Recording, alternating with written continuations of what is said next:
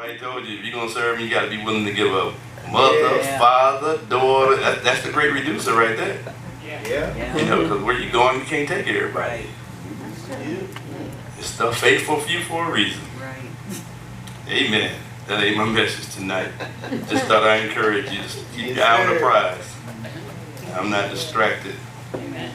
You know, I've learned to master the art of hearing the Father and carrying what I know to be right and with passion. It is the frankincense of the Lord is over it. So, and I'm just going to breathe. I'm going to inhale the Lord and exhale to you the principles that God has given me as it relates to the prisons of hope. And I believe this is what, number 9? Yeah, y'all follow me, I know.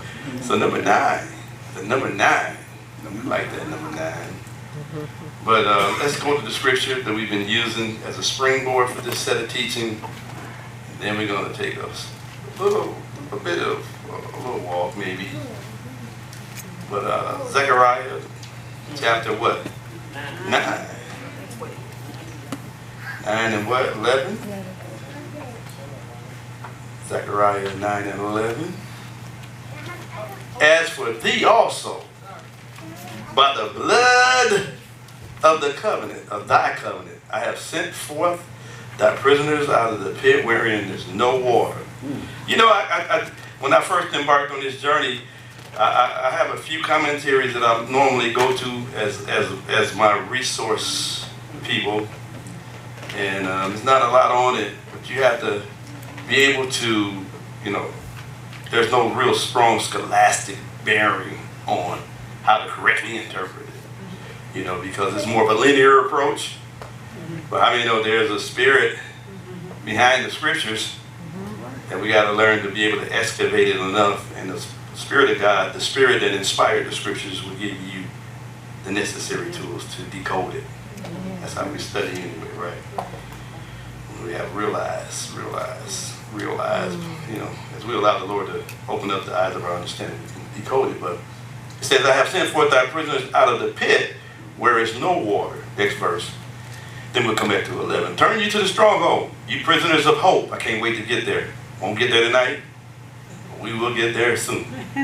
Prisoners of hope. Amen. We're going to go from hope. We're going to look at hope and the power of hope. Wow. There's power in hope. Amen. There is. You know, most of y'all work with hope. If you work and you know, you go in on Monday with hope on Friday, don't you? So you exercise hope before. Yeah. When you get it behind your wheel, you have hope from going from A to B, right? You know, get to where you need to go. So we know about hope. We're going to look at it and see what God has to say about hope. Amen. And see if he can raise the ante a little bit on us. So even today, do I declare that I will render double unto you. So verse 11 talking about the prisoners where? Of the pit.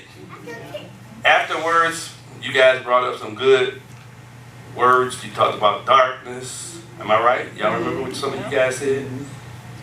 You know, lack of mobility. All of those things are great.